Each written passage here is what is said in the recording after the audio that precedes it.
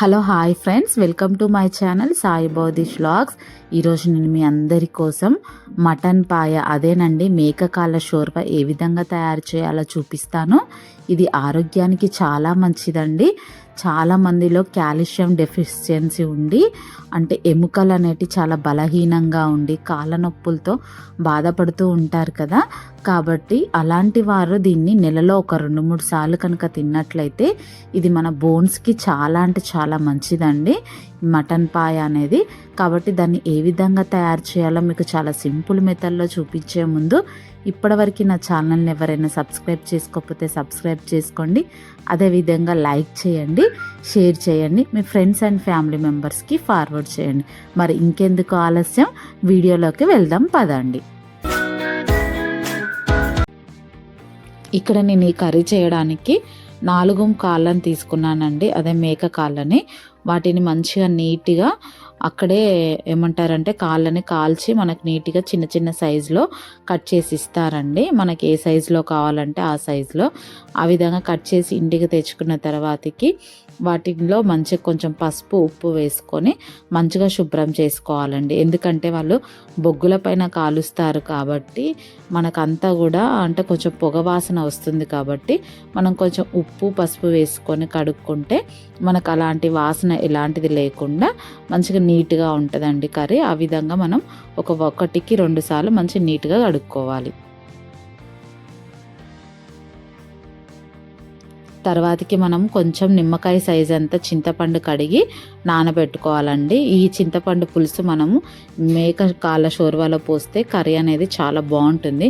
మీకు ఇక్కడ ఒక టిప్ అండి, ఎప్పుడైనా మనకు చింతపండు తొందరగా నాని దాంట్లో ఉన్న గుజ్జు మొత్తం రావాలంటే కొంచెం ఉప్పు వేసి నానబెడితే మనకు ఆ చింతపండులో ఉన్న గుజ్జు మొత్తం వస్తుందండి. తర్వాతకి నేను ఇక్కడ కొబ్బరి కూడా పచ్చి కొబ్బరి కర్రీలో వేస్తానండి. అందుకోసమని నేను ఇక్కడ పచ్చి కొబ్బరిని కొంచెం స్టవ్ పైన కాల్చుకుంటున్నాను. ఈ విధంగా మనం కొబ్బరిని మంట పైన కాల్చి మనం కర్రీలో యూజ్ చేయడం వల్ల కర్రీ అనేది చాలా అంటే చాలా టేస్ట్గా ఉంటుందండి. మీకు నమ్మబుద్ధి కావట్లేదు కదా, ఒకసారి ట్రై చేసి చూడండి, చాలా అంటే చాలా బాగుంటుంది. నేను ఈ ప్రాసెస్ అంతా కూడా నేను పెళ్ళైన తర్వాతకే నేర్చుకున్నానండి. అంతకుముందు నాకు అసలు ఇలాంటి కర్రీస్ వండడమే నాకు తెలియదు. ఈ విధంగా కాల్చుకున్న తర్వాతకి వాటికి చిన్నగా కట్ చేసి పక్కన పెట్టుకోవాలి. తర్వాతకి స్టవ్ ఆన్ చేసుకొని నేనైతే ఇక్కడ కర్రీ కుక్కర్లో చేస్తున్నాను కాబట్టి కుక్కర్ పెట్టుకున్నానండి. కుక్కర్ హీట్ అయిన తర్వాతకి ఆ కర్రీకి సరిపోయినంత ఆయిల్ పోసుకున్నాను. కొంచెం నాన్ వెజ్ కర్రీలో కాబట్టి కొంచెం ఆయిల్ ఎక్కువగా వేసుకుంటేనే బాగుంటుంది, అలానే మరీ ఎక్కువ వేసుకుంటే కూడా బాగోదు. తర్వాతకి ఇక్కడ నేను 3 ఆనియన్స్ని మీడియంగా కట్ చేసి వేసుకున్నానండి. ఎందుకంటే ఇంత పెద్దగా ఎందుకు కట్ చేసుకున్నానంటే నేను ఇక్కడ ఆనియన్ పేస్ట్నే కర్రీలో యూస్ చేస్తాను కాబట్టి ఈ విధంగా కొంచెం నూనెలో వేయించుకొని తర్వాతకి పక్కకు తీసుకుంటానండి. అందుకనే నేను ఇక్కడ కొంచెం పెద్దగా కట్ చేసుకున్నాను ఆనియన్స్. కర్రీలో మనం ఆనియన్ పేస్ట్ వేయడం వల్ల కర్రీ అనేది చాలా బాగుంటుందండి. తర్వాతకి ఇక్కడ నేను కొంచెం పుదీనా, అదేవిధంగా 4 పచ్చిమిర్చి కూడా అందులో వేసుకొని మంచిగా వేయించుకున్నాను. ఆనియన్స్ మంచిగా వేగిన తర్వాతకి అప్పుడు మనం ఒక మిక్సీ జార్లోకి తీసుకోవాలండి. తీసుకున్న తర్వాతకి మనం ఇందాక పచ్చి కొబ్బరిని వేడి చేసుకున్నాం కదా మంట పైన, దాన్ని కూడా మనం అందులో వేసుకోవాలండి చిన్నగా కట్ చేసుకొని. తర్వాతకి ఒక 4-5 వెల్లుల్లిపాయలు కూడా వేసుకోవాలి. పచ్చివి వేస్తేనే మనకు టేస్ట్ బాగుంటుంది. తర్వాతకి మనము దాన్ని గ్రైండ్ చేసుకోవాలి, మెత్తటి పేస్ట్ లాగా గ్రైండ్ చేసుకోవాలి. కొన్ని వాటర్ పోసుకొని చూసిరా ఈ విధంగా పేస్ట్ లాగా తయారు చేసుకోవాలి. తర్వాత అదే కుక్కర్లో నేను ఇంకొంచెం ఆయిల్ పోసుకున్నానండి. ఆయిల్ పోసుకొని నేను అంటే ఇందాక కొంచెమే పోసుకున్నానని మళ్ళీ ఇంకా కొంచెం పోసుకొని ఆయిల్ హీట్ అయిన తర్వాతకి సాజీరా, లవంగ, పట్ట, ఇలాచి, బండ పువ్వు అవన్నీ కూడా వేసుకొని ఒక బిర్యానీ ఆకు కూడా వేసుకున్నానండి. వేసుకొని ఇవి కొంచెం చిటపట ఆడిన తర్వాతకి మనం ఇందాక గ్రైండ్ చేసి పెట్టుకున్నటువంటి పేస్ట్ని అందులో వేసుకొని ఒక 2-3 నిమిషాలు మంచిగా వేయించుకోవాలి. దగ్గరుండే వేయించుకోవాలండి, లేకపోతే మొత్తం కూడా మాడిపోతుంది. కాబట్టి ఆ పేస్ట్ వేయంగానే మనం కలుపుతూ ఉండాలి.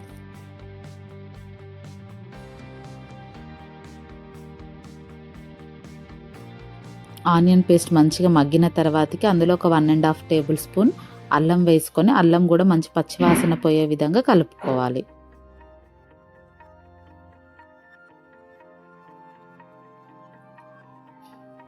తర్వాతకి ఇందులో ఒక 1/2 టేబుల్ స్పూన్ పసుపు వేసుకొని, పసుపు కూడా మంచిగా ఆయిల్లో ఫ్రై అయ్యే విధంగా కలుపుకోవాలండి. అప్పుడే మనకి కర్రీ అనేది మంచిగా టేస్ట్గా ఉంటుంది.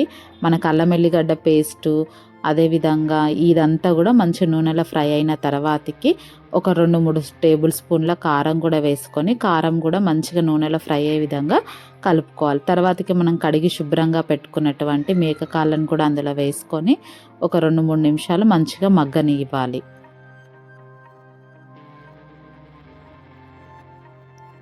తర్వాతకి ఇందులో రుచికి సరిపోయినంత ఉప్పు వేసుకోవాలండి. మీ ఇష్టం, మీరు ఉప్పు చాలా తింటే ఇంకో కొంచెం కూడా వేసుకోవచ్చు.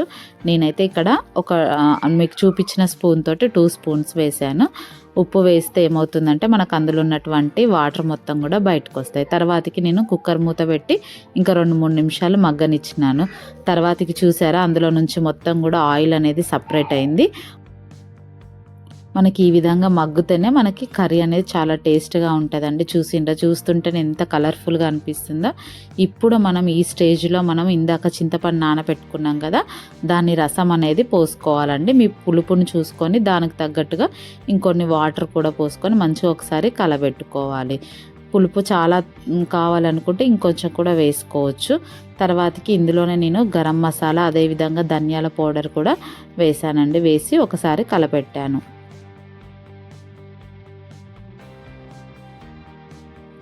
ఈ స్టేజ్లోనే ఒకసారి ఉప్పు కూడా చెక్ చేసుకొని పైనుంచి కొత్తిమీర కూడా వేసుకోవాలండి. తర్వాతకి కొంచెం కస్తూరి మేతి వేయాలి. ఎందుకంటే మనం చింతపులుసు పోసాం కాబట్టి కొంచెం కస్తూరి మేతి వేస్తే కూడా మనకి చాలా అంటే చాలా టేస్ట్గా ఉంటుందండి. ఇక్కడ మీకు ఒకటి చెప్పడం మర్చిపోయాను, నేను జాజికాయ పౌడర్ కూడా వేసాను కానీ అది వీడియో అనేది క్లిప్ మిస్ అయిందండి. జాజికాయ పౌడర్ కూడా కొంచెం వేసుకోండి. తర్వాతకి కుక్కర్ మూత పెట్టుకొని ఒక 15 విజిల్ వచ్చే విధంగా ఉడకనివ్వండి. చూసారా, 15 విజిల్ తర్వాతకి కుక్కర్ మూత తీస్తే ఇందాక మనం ఎన్ని వాటర్ పోసాము చూసిండ్రా, అవన్నీ కూడా సగానికి అయింది. చాలా అంటే చాలా బాగా వచ్చిందండి కర్రీ అనేది. చూస్తుంటేనే నోరు ఊరిపోతుంది. మరీ పల్చగా ఉన్నా కూడా కర్రీ అనేది ఎంత బాగుంటుందండి. కొంచెం చిక్కగా గ్రేవీ లాగా వస్తేనే మాకు కర్రీ అనేది చాలా బాగుంటుంది. ఈ కర్రీని మనం చపాతీలోకి కానీ, అదేవిధంగా అన్నంలోకి కానీ దేంతో తిన్నా కూడా చాలా బాగుంటుందండి. కాళ్ళకి చాలా మంచిది. ఎందుకంటే చాలామందిలో ఇప్పటి రోజుల్లో కాల్షియం అనేది లేక అందరూ కాళ్ళ నొప్పులతో దాంతో బాధపడుతున్నారు కదా. కాబట్టి ఈ కర్రీ అనేది తింటే మనకి చాలా మంచిదండి ఆరోగ్యానికి. చూసిండ్రు కదా ఎంత బాగా కుదిరిందో. నిజంగా అండి, చాలామందికి మేకకాళ్ళ కూర చేయాలంటే అంత వాటర్ లాగా ఉంటుందని తినబుద్ధి కాదు కదా, ఇంట్లో ఎవరు తినరు. కానీ ఈ విధంగా చిక్కగా చేసి చూడండి, అందరు కూడా చాలా ఇష్టంగా తింటారు.